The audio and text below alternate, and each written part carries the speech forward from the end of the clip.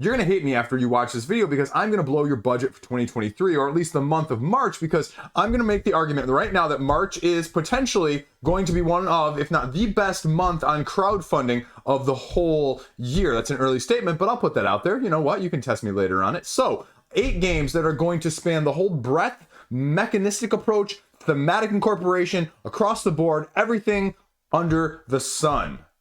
You want to know what I got? You can't handle... Yeah, let's do it. Look, it was one of my biggest ones hyped of the year, just looking into 2023 as a whole, and this is not going to be any less, right? It's Elder Scrolls Betrayal of the Second Era. It's coming from Chip Theory Games. You know it's going to run you between $100 and $300 total. Now, you're going to get a smelling, a tasting, a smattering of it. They haven't released a date yet as the time of me filming this, but... people were playing the show off game over on social media this past weekend because all of a sudden production pictures of people playing it in person from prototype copies showed up, right? Became apparent. And so that's what we're going to see very, very, very soon. Now, I'm going to make the argument that it might be the second or third week of the month, because if they're just playing it and showing off pictures of them just starting to get into it, well, then there's going to be some turnaround. So, you know, I'm going to put maybe the third week of March being on sort of the bullet or the X there to mark on your Tuesday of the month. And if I'm doing my math correctly, that would put it on the 21st. So we're going to see, because there's a bunch of other things that are coming before that as well, potentially, if I'm at all Nostradamusing this correctly. But that is the big thing. But it looks very, very, very, very, very much like Too Many Bones. And that was already apparent from the GameFound page, which we've seen, which they haven't updated or responded to any of the comments on there since November. All they've clarified is a few of the images, putting the March graphic on there, but that's it. Yep, so here it is. Me and almost 19,000 other people are following this at this point. Again, their latest comment here from November, and from the last time I looked at this, probably 2 months ago, there has been absolutely no progression, no change, no update whatsoever. So take that for what you will. No FAQ and no update since the end of December. So we're in the dark. We're going to see what happens, and we're going to see where things end up. But I think this is going to be very, very Too Many Bones-ish. So if you like Too Many Bones and you want an Elder Scroll theme on top of it, great. If you don't like Too Many Bones, though, is this one actually going to change your opinion? And that's sort of the big question. Your mileage may vary, but it's got a huge IP behind it. And so how many people are just going to go for the IP alone? Other big question there. Well, we're going to number 2 all the way back at the beginning of month, the very first of the month, later this week, and that's going to be Scholars of the South Tigris from Garphill Games. Again, I've made the point, I've made the comments, Garphill Games put out a good product, you get them on crowdfunding, you support the publisher, you get a little bit of metal coins, you get a little bit of promo. You know, how heavy is this going to be compared to Wayfarers? Do you need another of these? Are you going to get the trilogy? Are you a trilogyologist? Or whatever you may call it from the Garphill Games, right? Like, how does this trilogy compare overall? Is it a heavier dice worker placement than Wayfarers? Wayfarers is a little bit heavier than other people thought in the first place, and so I've seen some mixed opinions on Wayfarers in the first place. I have yet to be able to get a copy. I'm still trying to trade for one so I can talk about it, because I'm looking into those games. I have a couple of those games on my horizon that I've received recently along the DeVere line. If you want to look up DeVere's products and kind of see what I've got in store for you, you can do that. Spoilers. But that's going to be the question, right? Do you need promos and metal coins? Otherwise, they say, you know what, back us at retail. And again, I have no problem with that. No problem going to crowdfunding. It raises the hype, it raises the money, it makes a better business interest standpoint, helps keep you more fluid from a financial standpoint. You know, I understand that, so I don't begrudge anybody that goes that route at this point. Just that, you know, you continue to put out good products, because we've seen when that doesn't happen as well, and that's going to be launching on the 1st. And so, again, that's going to be a couple $100,000s, as I would imagine, just depending on your mileage may vary. There's been a few little previews and a few little links out there already. I know they do a lot on their Discord as well. There's a ton of information on there that you can check out in addition to that. So number 3, we're going a complete opposite direction. We're going back later in the month. We're going back to the 21st, because the other date, and then maybe this is the reason maybe Elder Scrolls won't go on the 21st. I don't know how much these companies look at that side of things, but this is the latest from Madigo. Madigo is coming over to crowdfunding for their first crowdfunding game, and they're putting up the second from Christian Martinez in the line of the Innis trilogy, and this is Galactic Renaissance. Now, I'm not a big fan of the name. It's very generic, but you know what? So be it. If the gameplay holds account, I don't really care. As you're expanding into the universe, taking this area control style of game, trying to expand your civilization, negotiate, be diplomatic, and create alliances as you go about. They have an interesting little captain's log going over on Board Game Geek. They've got 2 out there. They're giving you just some basic concepts and exploration tips and mechanical interests if you want to go into that. And I would imagine even between now and the launch date, we'll see probably 2 or 3 more. Now, this is also labeled a second installment in the more of a political trilogy. So this is not just your typical area control. This is not just your typical spacefaring 4X style of things. This is going to be emissaries, negotiations, new planets, exploration, cement relationships with other people, and as well as NPCs and AI. So how are you going to do that? What is that dynamic going to look like as you recruit unique asymmetric crew in order to help you do so? You know, I could see myself going very much either way. The question is, like this, like the previously mentioned Cyclides Ultimate Edition that we talked about last week, why am I getting this on crowdfunding? What is going to be the crowdfunding set apart for this type of game? Because I worry, like, what exclusive are you going to give? What incentive are you going to give him? You know, the best case scenario, I can see it going more of a route, more of a leader games where you get just a better price point. But that's the question, right? Like with Metago, we don't know that it's going to be a better price point. With Chip Theory, like I mentioned, with that, you know you're getting a better price point because of the consistency, because of the track record. But with this, all bets are off. What's it going to look like? What's going to be the incentive or not? So either way, this is probably, of the 3 games right now on the list, probably the highest one for me personally, because I can go either way on Elder Scrolls, depending on what the price point is, depending on how the mechanics have changed, and depending on how they do the multiplayer. Scholars, well, I know I didn't get Wayfarers because I'm trying to get Wayfarers at refill for a cheaper price because I don't need the promos and the metal coins. But this one, if the incentives are right, that's why it may be higher on my list than either number 1 or number 2. What do you think? Let's go on to number 4, though. Number 4, this is going to sound also very familiar because this is from AEG. This is Let's Go to Japan, a set collection sort of hand management style game, which just kind of has a cool vibe. But the question with AEG is, you know, what's going to be the incentive? Recently, they have done with Rolling Heights, with Meeples and Monsters, with that side of things. I think Shake That City was also theirs, right? They've done the mini expansion, the semi-small expansion to go along with it. And so you're getting a somewhat better price point value. But most of those have also been able to get on the secondary market for a trade or for a price point near the original cost or around that. I'm looking at Rolling Heights right now. You can actually late back it, get it for the same price as the crowdfunding project as it's literally delivering. And so, again, what's the incentive to not wait and see some of the early reviews as opposed to getting it on crowdfunding? I think this looks and feels, honestly, potentially my style of game. It looks like a lighter 60-minute or less set collection Zen-style card game, which really appeals to me and what is getting to the table more recently than not. And so that also has the factor, and that's why this makes the top 4. This is not going to be the most hyped. This is not going to be funded any more than any of those other 3. Frankly speaking, I wouldn't be surprised if this is one of the lowest funding ones on this list of all 8 games. But what gets to the freaking table easiest and what I enjoy the most is not always what gets the most hype or most money, right? Like, if you look at my crowdfunding picks from last week, 2 of the 4 were print and plays, right? How many times do you hear that, right? Right. That's what matters the most. Basically, the concept is you're grabbing cards, playing them in different days of the week to set your itinerary as you go along to score points after you finish the final round, and you score going through your trip that you actively planned along the way. I like it. I think it sounds like a great concept. Let's see what they can do with it. Right? There you go.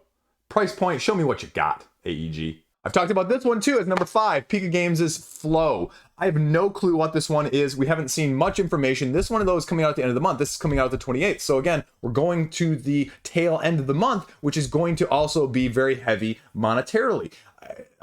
I'd like to say some of these are going to be spread out over 1 or 2 credit card bills, but they aren't, folks, and that's why I said that at the beginning of the video. This is going to be a journey across basically an iceberg sea. You're going to be navigating a ship, trying to manage things as you go. Learn skills, do treasure, construct buildings, fight enemies. You know, you're progressing as you're moving these windy waves, trying to do adventures at the same time. It reminds me very much of the Euro game from the end of 2022, Revive, in the sense that it says you're going to be unlocking slowly a campaign-ish scenario system that's going to add more content to the game. So you're playing it, it's getting unique as you go along, and then after you unlock it all, you have this unique game that's going to be able to be playable forever.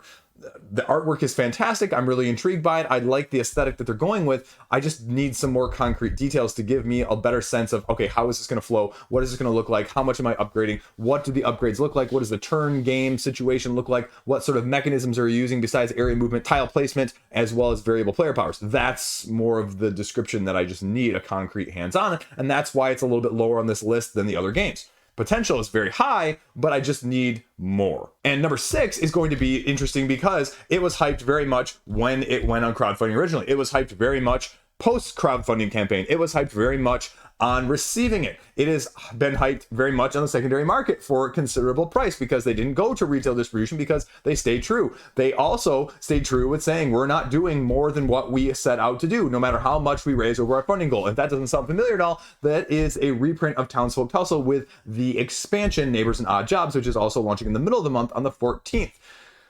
You know, it's the old-timey, cartoonish vibe, aesthetic, with a boss battling mechanic as you go through, I believe, 4 bosses trying to upgrade your character, trying to get stronger, trying to just literally do the boss fighting mechanic. There's no overarching campaign. There's no overarching story. There's no overarching, you know, I got to manage this and this and this and this along the way. It just streamlines the boss battling aspect of things. And so if you were looking for something like that, that was the one that a lot of people looked at and said, wow, this looks really good. And like I said, they didn't put their boots in front of their skis, if you're familiar with that analogy. If I'm doing that analogy right, I usually mess it up, but they're not trying to get ahead of themselves. And so they really stayed true, and they didn't say, okay, we're going to add a bunch of stuff because we, you know, raised like 6 times the amount that we were expecting originally. And the crowdfunding campaign originally was a smashing success. And so we're going to see what this adds, because I can invariably say that it probably needs a little bit more, especially if you are one of those hardcore people that played it a bunch.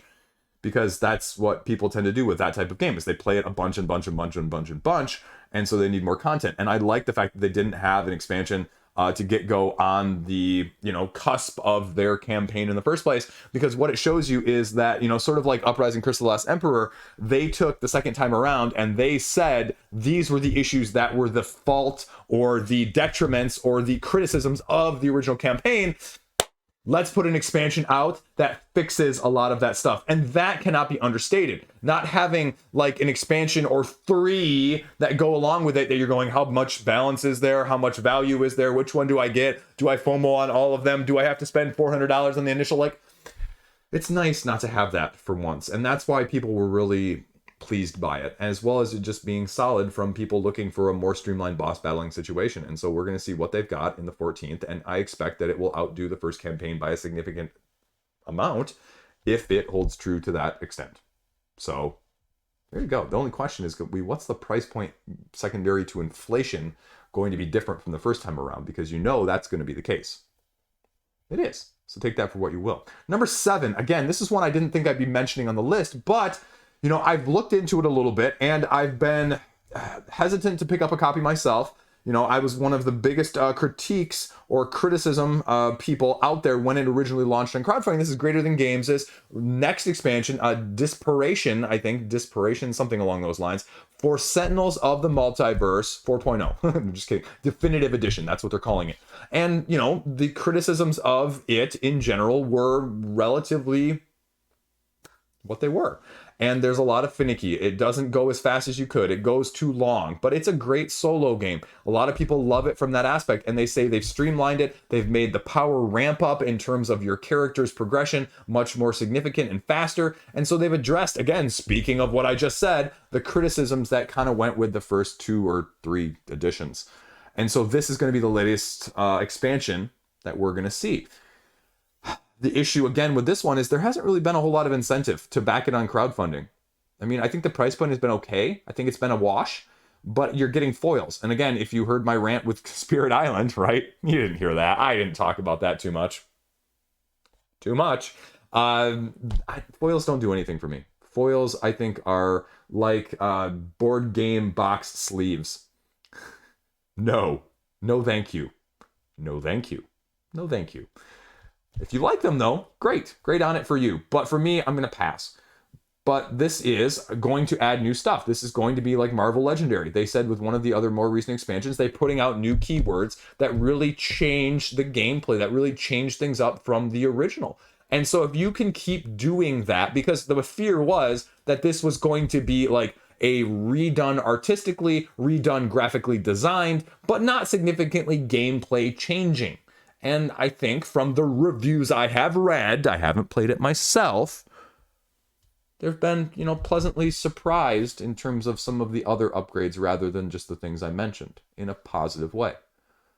So again, what's going to be the incentive to get it, but these things do smashing success. Sentinels has a very, very strong following, and I expect no less with this one. So if you hadn't given this newest edition a look-see, maybe like me, maybe it's worth giving a look-see. Maybe just to pick up the base game at retail, but nonetheless, it's worth mentioning it's number 7 here. Last up, because I like talking about this, because it's one of my kids' favorite games, number 8 here, we're also going to mention the Quest Kids is going to get a new expansion. This is going to be a giant adventure version on the 7th, because it's one of those, because if you ever played like Rhino Hero, right? Like the little card stacking, you put the little rhino on the cards, and you try not to knock over the tower, one of those, or Jenga, we'll just say Jenga, because you know Jenga, you might not know Rhino Hero. You know Jenga, giant Jenga, right? Something about giant Jenga, something about giant of these games, giant Azul, for example, just intrigues people. And this is essentially going to be a giganticized, there we go, giganticized version of Quest Kids, which is a very nice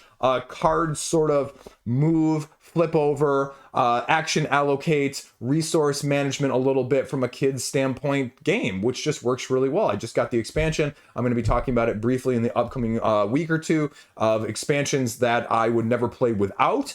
And so this is just going to be an absolutely massive version of that. Again, what's the price point going to be for something like that? Because it's a novelty. It's a cool novelty. But, you know, is it going to be something of interest? And like they've done previously, they often offer previous product lines, especially from the Quest Kids situation that I've seen on their last 2 crowdfundings. And so if you want to get in on some of those, you can often get a bundle deal as well. So just throwing that out there as food for thought. There's plenty of other stuff launching. And as always, the crowdfunding roundups, I'm always surprised by 1 or 2 a week that I just never knew about beforehand. So I love covering all this stuff in the first place. So that's all I got. Wallet busting video. You can thank me or hate me later, depending on how you feel about these. And have a great month. It's going to be freaking awesome. 3rd month of the year. It's going fast. Stay classy. See you around.